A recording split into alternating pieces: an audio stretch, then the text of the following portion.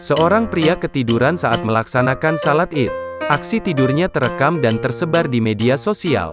Pada video yang diunggah oleh akun Instagram @_nolver.id, terlihat seorang pria tersungkur tidur di atas sajadah. Ia disebut mengantuk usai melaksanakan salat Id di emperan jalanan. Pria berkemeja biru tersebut bahkan masih tidur meski salat Id telah selesai. "Enggak dibangunin sama Ayang," tulis akun Instagram @_nolver.id. Akibat tidur di atas sajadah di jalanan, pria tersebut menjadi tontonan jemaat lain.